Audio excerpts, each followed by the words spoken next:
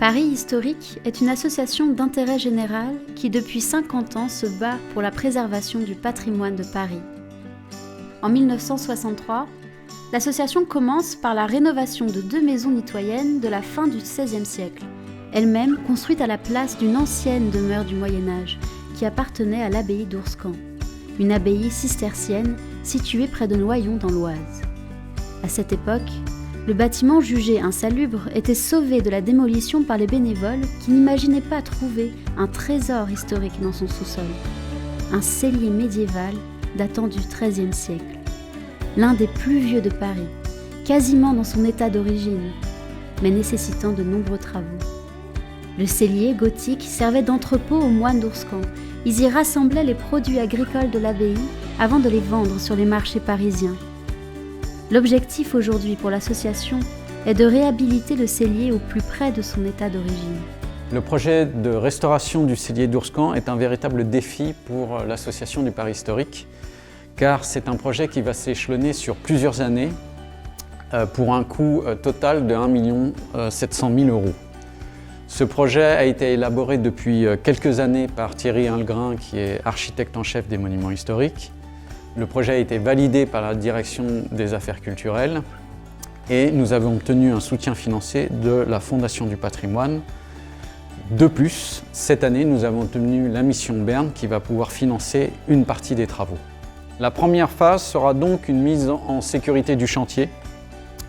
Cette phase consiste en fait avec un étaiement complet du cellier et donc des voûtes par un étaiement donc en bois de toutes les travées médiévales. Voici l'ancien accès au numéro 48 de la rue François Miron.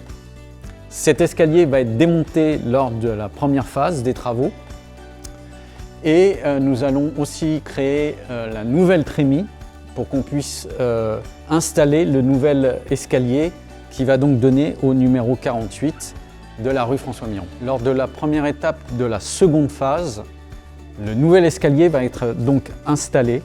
Cet escalier va permettre l'accès plus sécurisé aux visiteurs du cellier et de répondre aussi aux normes d'accès au grand public. La seconde phase des travaux consiste en la restauration complète de tout le voûtement du cellier, c'est-à-dire des toutes 12 travées de croisées d'ogives qui vont être totalement restaurées.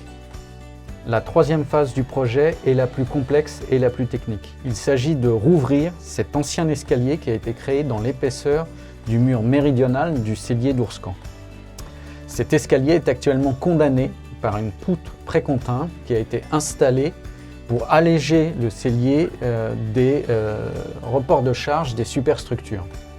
Il s'agit donc de couper cette poutre pour réouvrir cet escalier. Et c'est donc vraiment là où vont se concentrer tous les travaux de la troisième phase.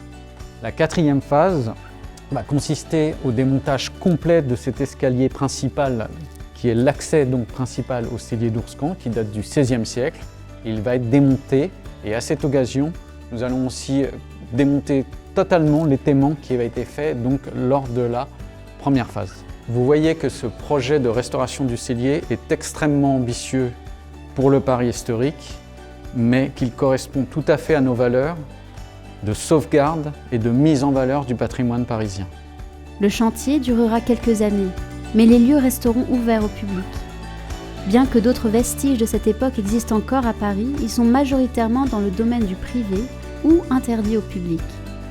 À travers la réhabilitation du cellier de l'abbaye d'Ourscan, il sera possible de conserver et transmettre cet héritage du patrimoine historique, en faire profiter les visiteurs et les générations futures.